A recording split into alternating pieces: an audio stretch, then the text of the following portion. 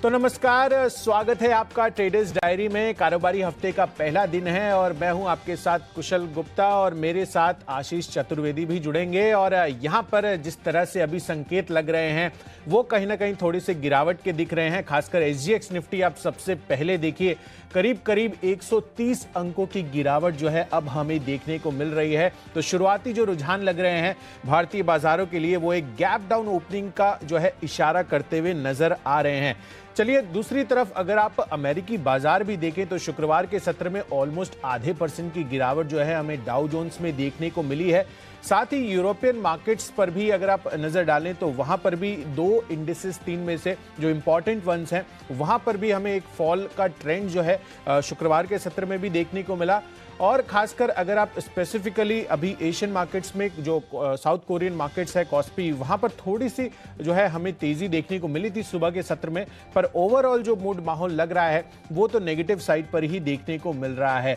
In fact यहां पर अगर आप हैंग सेंग देखिए तो करीब 1% की गिरावट जो है हमें अभी देखने को मिल रही है। 325 अंक का फॉल जो है हैंग सेंग अभी दिखाता हुआ नजर आ रहा है। यही नहीं, अगर आप जो है यूरोपियन मार्केट्स आप देखें तो वहां पर भी काफी पॉजिटिविटी के संकेत तो नहीं देखने को मिले हैं। आप देखिए जो फ्रांस का इंडेक्स है और साथ ही स्पेसिफिकली अगर फ्रांस के इंडेक्स पर ही नजर डाली जाए तो करीब आधे % की गिरावट यहां पर भी देखने को मिल रही है। और मोस्ट इंपॉर्टेंटली हमें यह देखना होगा कि आप देखिए शुक्रवार के सत्र में जो एफआईआईज के आंकड़े आए हैं, ऑलमोस्ट 3400 करोड़ रुपए की जो है कैश मार्केट में बिकवाली की है इन सब एफआईआईज ने। और साथ साथ कच्चा तेल यहां पर भी 2.5% का फॉल जो है हमें अब तक शुक्रवार से लेकर देखने को मिल चुका है। तो सारे जो इंडिकेशंस लग रहे हैं वो तो नेगेटिव साइड पर लग रहे हैं। पर अब जानते हैं आशीष से इन सब चीजों को वो कैसे रीड कर रहे हैं और आज की क्या है उनकी रणनीति ट्रेडर्स डायरी में। कुशल, देखिए संकेत तो कमजोरी नजर आ रहा है, जैसे कि आपने विस्तार से समझाया कि ग्लोबल सेटअप भी अगर आप देखें तो थोड़ा सा कंफ्यूजिंग नजर आएगा। हालांकि एक जो बड़ी अनसर्टेनिटी थी वो थे बंगाल में जो इलेक्शंस थे उसका आउटकम आ चुका है, लेकिन अब कहीं ना कहीं ऐसी चिंता हो रही है कि देखिए कि एक नेशन वाइड लॉकडाउन लग सकता है। कहीं ना कहीं आप समझ लीजिए कि उस प्रकार से हमने शुक्रवार को भी देखा था कि गिरावट देखने को मिली थी। और फिलहाल भी अगर आप देखें तो एसजीएक्स निफ्टी 1% की गिरावट यहाँ पर भी देखने को मिल रही है। लेकिन मेरा जो फोकस है, जिस फोकस से मैंने अपनी लिस्ट को तैयार किया है, उसमें देखिए कैश के स्टॉक ज्यादातर शामिल है। और जो सवाल हम सबसे पहले पूछते हैं ट्रेडर्स डायरी में कि कितने स्टॉक्स आप बिकवाली कर रहे हैं, कितने खरीदारी कर रहे हैं। कुशल, सिर्फ 2 स्टॉक ऐसे रहेंगे जहां पर आपको बिकवाली करनी होगी। उनमें से भी एक स्टॉक तो मैं रिपीट कर रहा हूं जहां पर मैंने शुक्रवार को बेचने की राय दी थी और वहां पर अच्छा मुनाफा भी हुआ था। तो कुल मिलाकर 8 स्टॉक कैश के स्टॉक्स पर फोकस है और मैं मान रहा हूँ कि बाजार कमजोर होने के बाद भी कहीं ना कहीं जो मोमेंटम है इनके लिए पॉजिटिव साइड पर रहेगा। बिल्कुल। तो शुक्रवार के दिन भी जो हमने आपको रणनीति बताई थी कि जो कैश मार्केट के स्टॉक्स हैं वहां पर आपको काफ़ी अच्छा फोकस जो है देखने को मिल सकता है और उसी पर आशीष का आज फोकस है। और मेरा फोकस काफ़ी सारे ऐसे स्टॉक्स पर भी हैं जिनको लेकर थोड़ी सी खबरें जो है नेगेटिव होती हुई नजर आई हैं और खासकर जो ऑटो बिक्री के आंकड़े आते हुए नजर आए हैं वहां पर मुझे लग रहा है कि आज गिरावट देखने को मिल सकती है। तो चलिए पारी की शुरुआत करते हैं। सबसे पहले मैं आपको बता दूं जो कैश सेगमेंट है यहां पर मैंने क्या चुना है, मैंने खरीदारी का काउंटर चुना है और वो है शॉपर स्टॉप का। आप देखिए यहां पर ये चुनने की वजह स्पेसिफिकली अगर मैं ट्रेंड की मार्जिन्स देखूं तो वहां पर थोड़ी बढ़त देखने को मिली है। 12.2% से बढ़कर 17.7% के मार्जिन्स कंपनी रिपोर्ट किए हैं। साथ ही कंपनी का जो मुनाफा है वो भी हमारा अनुमान 50 करोड़ का था, उसके मुकाबले 57 करोड़ का मुनाफा भी कंपनी ने दर्ज किया है। तो थोड़े से नंबर जो हैं वो स्टेबल साइड पर लग रहे हैं और मुझे लग रहा है कि यहाँ पर जो स्टेबिलिटी है ट्रेंड में जिस तरह की हमें देखने को मिली है, आपको शॉपर शॉप में जब इसके नंबर्स आते हुए दिखेंगे तो हो सकता है कि ये भी रिफ्लेक्ट करते हुए नजर आए। पर कहीं ना कहीं ओवरऑल स्पेस में अगर आप देखें तो ये काउंटर मुझे काफी पसंद आता है और यहां पर इसी वजह से खरीदारी करनी है। आपको 208 के टारगेट के लिए खरीदारी कीजिए, 197 रुपए का आपको स्टॉप लॉस लगाना होगा। आशीष, आपने क्या चुना है इस स्पेस में? देखिए कैश में मैंने चुना है जेवी केमिकल्स। यहाँ पर इस स्टॉक में खरीदारी करनी है। दरअसल अगर आप देखें तो स्टॉक ऑलमोस्ट अपनी लाइफ हाइस के आसपास ट्रेड कर रहा है। टेक्निकल स्ट्रेंथ काफी बढ़िया नजर आ रही है और कहीं ना कहीं खबरें भी आ रही है कि जो कुछ अहम एपीआईज हैं, रॉ मटेरियल दवाई बनाने की, उनकी कीमतों में काफी बढ़िया बढ़त देखने को मिली है। तो मैं मान रहा हूँ जेवी केमिकल्स आज के सत्र में वैसे भी देखिए बाजार कमजोर है, तो हो सकता है कि जो डिफेंसिव प्लेस होते हैं, मिसाल के तौर पर फार्मा देख लीजिए, एफएमसीजी देख लीजिए, यहाँ पर मोमेंटम दोबारा लौटते हुए नजर आएगा और कंपनीज अच्छे नतीजे भी पेश करती हुई नजर आ रही है। 1433 के आसपास के लक्ष्य के लिए आप यहाँ पर खरीदारी कर सकते हैं और करीब 10 रुपए नीचे 1385 रुपए का आप स्टॉप लॉस लगा लीजिए। जेबी केमिकल जिस प्रकार का टेक्निकल स्ट्रक्चर है, मैं मान रहा हूँ दिन के दौरान कंफर्टेबली आपको 2 से 2.5% तक के मूव्स देखने को मिल सकते हैं। चलिए, जो अगली कैटेगरी है वो है आज का फ्यूचर। और कुशल, जिस स्टॉक की मैं बात कर रहा था ना कि मैंने अपनी लिस्ट में रिपीट किया है, वो है HCL टेक। यहाँ पर देखिए, थोड़ा सा कल का शुक्रवार के सत्र में एक ब्रेकडाउन देखने को मिला था। टेक्निकल स्ट्रक्चर की चर्चा तो मैंने काफी बार की है। जिस प्रकार से यहाँ पर वीकनेस नजर आ रही है, मैं मान रहा हूँ कि बहुत बड़ी गिरावट यहाँ पर देखने को मिल सकती है। करीब करीब 12 से 15% का डाउन साइड यहाँ पर एक्सपेक्टेड है। हालांकि 12-15% जो है ना, एक दिन भी नहीं आएगा। ऐसा भी नहीं होगा कि कंटिन्यूस देखने को मिले, बीच बीच में आपको पुल बैक्स भी देखने को मिलेंगे, थोड़े से चॉपिंग मूव्स भी देखने को मिलेंगे। तो आप यहाँ पर स्ट्रेटेजिकली प्ले करके चल सकते हैं। लेकिन एक चीज का खास ध्यान रखना होगा कि फिलहाल 904 के आसपास मिल रहा है आपको। 891, 883, ये दो लक्ष्य के लिए इसमें शॉर्ट पोजीशन लेनी है। लेकिन स्टॉप लॉस आपको थोड़ा सा दूर का लगाना होगा, क्योंकि स्टॉक इतना ज्यादा गिर चुका है। फंडामेंटली तो बेहद बढ़िया कंपनी है, और देखिए IT स्टॉक्स को बाजार एक्यूमुलेट करता है, ओवरसोल्ड स्तर के आसपास जा चुका है। तो हो सकता है कि किसी न किसी दिन आपको थोड़ी बहुत खरीदारी स्टॉक को देखने को मिले। तो अगर आप स्टॉप लॉस बेहद टाइट लगाएंगे तो स्टॉप आउट हो जाएंगे। इसके लिए बेहतर यही होगा कि थोड़ी दूर का लगाए। हालांकि रिस्क एंड रिवॉर्ड उसके लिहाज से अगर आप देंगे तो इतना आकर्षक नहीं है, लेकिन इसको ट्रेड करने का तरीका यही है और इस पैटर्न को हम छोड़ना नहीं चाहते। तो 923 रुपए का स्टॉप लॉस जो है, ये मैंने शुक्रवार को भी सजेस्ट किया था, मैं फिर से यहाँ पर बता रहा हूँ कि 923 का स्टॉप लॉस लगाकर आप 891 और 883, ये दो लक्ष्य के लिए HCL टेक में कंफर्टेबली शॉर्ट पोजीशन ले सकते हैं। मैं अच्छी खासी गिरावट इस स्टॉक में एक्सपेक्ट कर रहा हूँ। चलिए, HCL टेक जो है पहला बिकवाली का काउंटर आशीष की तरफ से आता हुआ नजर आया है फ्यूचर्स में। और इस बीच अगर आप SGX निफ्टी की तरफ नजर डालें, आप देखिए 5 मिनट पहले मैं आपको बता रहा था कि करीब 130 अंकों की गिरावट थी, और आप देखिए 60 अंक और गिरते हुए नजर आए हैं। ऑलमोस्ट 200 अंकों का कट SGX निफ्टी में अब हमें देखने को मिल रहा है। तो कहीं ना कहीं बाजार का जो मूड माहौल है वो काफी नेगेटिविटी अब दर्शाता हुआ दिख रहा है, जिस तरह से SGX निफ्टी इंडिकेट कर रहे हैं। तो चलिए, इसी बीच फ्यूचर्स की कैटेगरी में मैंने जो स्टॉक चुना है वो भी मैं आपको बता देता हूं। और यहां पर जो कॉल है मेरी तरफ से, वो जो काउंटर है वो है अमर राजा बैटरीज का। आप देखिए, यहां पर जो Andhra Pradesh pollution control board है, उन्होंने तुरंत प्रभाव से इनके जो 2 प्लांट्स है वहां पर वो बंद करने के आदेश दिए हैं। इनफैक्ट ओवरऑल जो ऑटो स्पेस का माहौल बनेगा आज के सत्र में, जिस तरह से नंबर्स आते हुए दिखे हैं, वो भी एक एड ऑन इस स्टॉक की गिरावट में करते हुए नजर आएंगे। और अगर आप ये खबर देखें तो ये भी काफी इंपॉर्टेंट है। इस स्टॉक की गिरावट में आज ये खबर जो है काफी बड़ा पार्टिसिपेशन दिखा सकती है। तो इसीलिए अमर राजा बैटरीज के फ्यूचर्स में बिकवाली करने की राय है। 785 के लक्ष्य के लिए 820 रुपए का आपको स्टॉप लॉस लगाना है। चलिए, अगली कैटेगरी है फ्यूचर्स के बाद ऑप्शंस की। और ऑप्शंस में मैंने आज चुना है, जो बेस्ट ऑप्शन है मेरा वो है ONGC का। और यहां पर भी जो है बिकवाली करने की राय है। पुट ऑप्शन आपको इसका खरीद कर चलना है। इनफैक्ट मैं कच्चे तेल का ट्रेंड भी देख रहा था, तो वीकेंड के दौरान इनफैक्ट फ्राइडे के सत्र में ऑलमोस्ट 3% की गिरावट जो है हमें ब्रेंट क्रूड में देखने को मिली थी। उसके बाद सैटरडे और संडे दोनों दिन जो है ऑलमोस्ट फ्लैट ये ट्रेड करते हुए नजर आए थे। तो नेट में अगर आप देखेंगे तो 2.5 से 3% की गिरावट हमें कच्चे तेल में देखने को मिली है पिछले 3 दिनों में। और इसी वजह से मुझे लग रहा है कि यहाँ पर ONGC जिस तरह की तेजी इसने शुक्रवार के सत्र में बनाई थी, वहां पर एक प्रॉफिट बुकिंग आती हुई नजर आ सकती है। तो इसीलिए इसका पुट ऑप्शन 108 रुपए का खरीद कर चले। 4.5 रुपए की प्राइसिंग है। 9 रुपए के लक्ष्य के लिए 3 रुपए का आपको स्टॉप लॉस लगाना होगा। आशीष, आपने क्या चुना है? देखिए क्वेश्चन, मैं भी बिकवाली कर रहा हूँ। टाटा मोटर्स 280 का पुट ऑप्शन खरीदना है। जिस प्रकार से वीकेंड्स के दौरान मैं सभी ऑटो बिक्री के जो आंकड़े हैं उन्हें देख रहा था। हालांकि देखिए, इसको कैसे कंपेयर किया जाए, आमतौर पर तो हम साल दर साल करते हैं सेम मंथ में, लेकिन क्योंकि पिछले साल बिल्कुल बिक्री हुई नहीं थी, शायद ही कुछ कंपनीज ऐसी थी जिन्होंने एक्सपोर्ट में थोड़ा सा रिपोर्ट किया था, या फिर आप देख लीजिए ट्रैक्टर्स, फार्म इक्विपमेंट, इन कंपनीज ने जो है बिक्री दर्ज की थी। बाकी पैसेंजर व्हीकल, 2 व्हीलर, इनमें तो बिल्कुल जीरो आंकड़ा देखने को मिला था। तो हालांकि साल क्योंकि आपको इसको कंपैरेटिवली कंपेयर करना है, तो मंथ ऑन मंथ बेसिस पे देखेंगे तो सभी कंपनी ने लगभग जो है निराशाजनक आंकड़े रिपोर्ट किए। और टाटा मोटर्स अगर आप देखेंगे तो स्टॉक काफी चल भी चुका है। फिलहाल जिस प्रकार से चार्ट का स्ट्रक्चर है, मैं मान रहा हूँ कि ब्रेकडाउन के संकेत यहाँ पर देखने को मिल रहे हैं। हालांकि अभी तक ब्रेकडाउन हुआ नहीं है, लेकिन जिस प्रकार से आपने अभी फिलहाल अपडेट देकर ये बताया था कि SGX निफ्टी 200 पॉइंट की गिरावट दिखा रहा है, तो बिकवाली करने में ज्यादा कंफर्ट आ रहा है। कुशल, 280 का जो पुट ऑप्शन है टाटा मोटर्स का, उसमें आपको खरीदारी करनी चाहिए 12 रुपए के लक्ष्य के लिए। करीब आप स्टॉप लॉस लगा लीजिए। करीब 9 रुपए के आसपास ये ऑप्शन आज आपको मिल जाएगा। बिल्कुल आशीष, इनफैक्ट कमर्शियल व्हीकल की जो इनकी बिक्री है कुल, वो भी ऑलमोस्ट 60% तक गिरती हुई नजर आई है। और इस बीच अगर आप देखिए तो हैंग सेंग में भी बड़ा कट आता हुआ नजर आ रहा है। करीब करीब 450 अंकों की गिरावट हमें वहां उस इंडेक्स में भी देखने को मिल चुकी है। बढ़ते हैं अपनी नेक्स्ट कैटेगरी जो है टेक्नोपिक, और टेक्निकल चार्ट्स के आधार पर मैं जो चुन रहा हूं वो तो मैं बताऊंगा, पर उससे पहले मैं आशीष से जानना चाहता हूं कि उन्होंने क्या चुना है। आशीष, आप बताइए। देखो, स्टील कंपनीज पर फोकस बना हुआ है, लेकिन कुशल पहले एक बात बता दें कि एसजीएक्स निफ्टी जिस प्रकार की गिरावट दिखा रहा है, इंट्राडे में उछाल यहाँ पर एक्सपेक्ट मत करना। लंबी अवधि के लिहाज से टाटा स्टील अगर आज आपको सस्ता मिले तो आपके लिए अपॉर्चुनिटी होगी। जितनी गिरावट इस स्टॉक में होगी उतना आपको फायदा होते हुए दिखेगा, क्योंकि यहाँ पर देखिए मल्टी ईयर ब्रेकआउट्स देखने को मिला है मल्टीपल टाइम फ्रेम्स पे। डेली चार्ट पर तो आमतौर पर स्टॉक्स ब्रेकआउट दिखाती हैं, लेकिन जो स्टॉक्स वीकली चार्ट पर और मंथली चार्ट पर ब्रेकआउट दिखाते हैं उन्हें मिस नहीं करना चाहिए। और थोड़े दिन पहले देखिए हम देख भी रहे थे कि जिन कंपनीज पर डेट ज्यादा है उन पर भी आपको फोकस रखना है।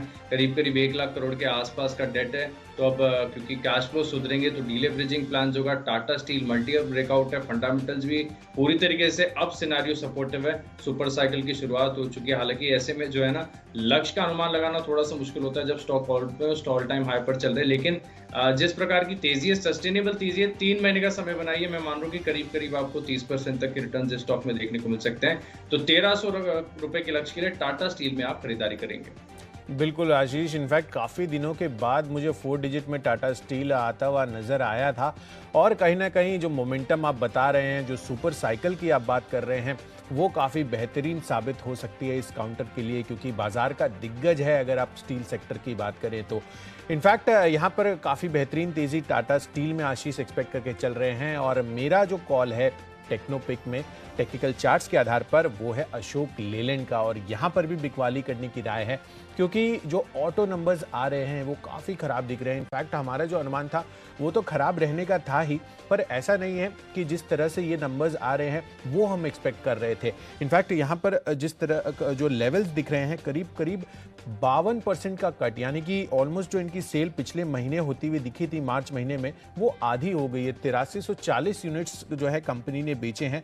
हमारा अनुमान जो था वो भी गिरकर था, पर इतना खराब अनुमान नहीं था। करीब 13,000 यूनिट्स जो है हम एक्सपेक्ट करके चल रहे थे कि कंपनी बेचने में सफल रहेगी, पर यहाँ पर काफ़ी बड़ी गिरावट जो है इनकी नंबर ऑफ यूनिट सोल्ड में आते हुए नजर आए हैं अप्रैल महीने में, क्योंकि कोविड के नंबर्स ऑब्वियसली जिस तरह से कंज्यूमर सेंटिमेंट खराब होता हुआ नजर आया था, डीलर लेवल पे जो इन्वेंट्रीज है वो बढ़ती हुई दिखी। और इनफैक्ट डीलर लेवल पे जो शोरूम्स है वो उनके क्लोजर्स जो हैं कई लोकल लेवल पे जो गवर्नमेंट्स हैं उन्होंने अनाउंस करते हुए दिखे। तो उस वजह से कहीं ना कहीं यहाँ पर कमर्शियल व्हीकल स्पेस में सबसे ज़्यादा कट जो है आता हुआ नजर आया। इनफैक्ट थोड़ी देर पहले भी मैं आपको इस पर बता रहा था, और इसी वजह से टेक्निकल चार्ट्स के आधार पर मुझे लग रहा है कि अशोक लेलैंड यहाँ पर आपको आज के लिए बिकवाली करके चलनी चाहिए।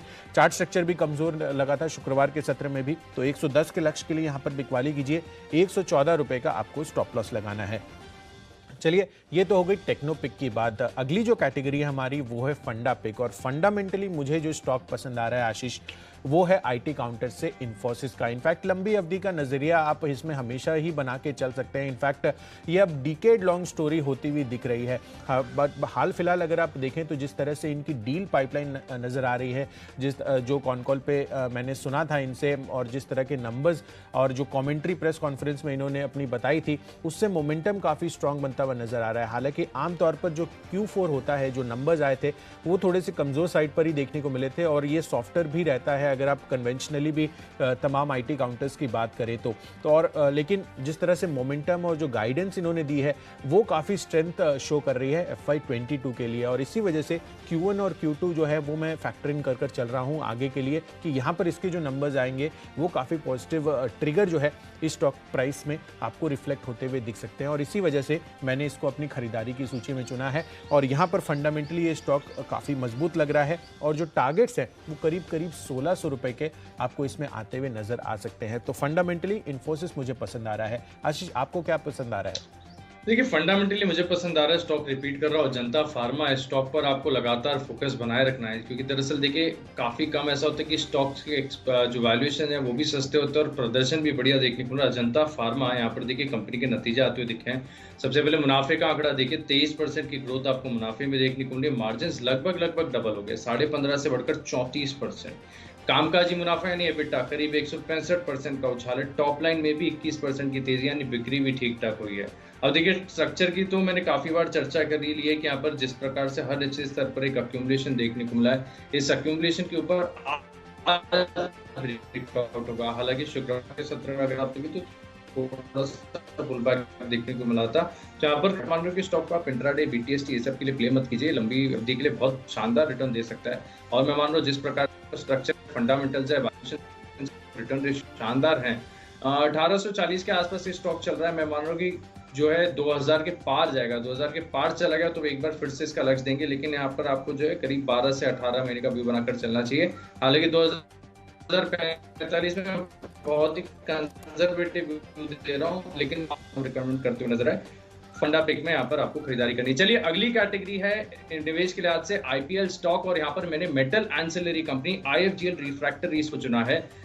जिस प्रकार से कुशल लगातार रोज हम चर्चा कर रहे हैं कि मेटल में एक अपसाइकिल की शुरुआत हो चुकी है, तो देखिए स्टील के स्टॉक्स खरीदारी करने के लिए सबकी हिम्मत नहीं होगी, इतने ज्यादा चल चुके हैं। केवल अप्रैल के महीने में अगर आप देखें तो अधिकतर स्टील कंपनियों ने 50% से ज्यादा की रिटर्न्स दिए हैं। लेकिन इन कंपनीज पर भी आपको फोकस रखना है जहां पर स्ट्रक्चर शानदार और मेटल सेक्टर से जुड़ी हुई कंपनीज हैं। IFGL रिफ्रैक्टरीज, देखिए रिफ्रैक्टरीज बनाती है जिसका काम स्टील की स्मेल्टिंग के लिए किया जाता है। तो यहाँ पर मैं मान रहा हूँ जिस प्रकार का टेक्निकल स्ट्रक्चर है, और क्योंकि बिना रिफ्रैक्टरीज के तो देखिए मेटल का उत्पादन हो ही नहीं सकता है, तो यहाँ पर मेंटेनेंस को खर्च को लेकर, बिक्री के खर्च को लेकर काफी बढ़िया एक रुझान बना हुआ है। 12 से 18 महीने का समय देंगे तो शानदार रिटर्न देखने को मिलेंगे। हालांकि मैं एक बात बता दूं, 500 रुपए का जो मैंने लक्ष्य दिया है कंजर्वेटिव है, इसके अंदर क्षमता है 600 के पार जाने की, यानी ये स्टॉक जो है डबलर साबित होगा। IFGL रिफ्रैक्टरीज इस स्टॉक में आप खरीदारी करके चलेंगे।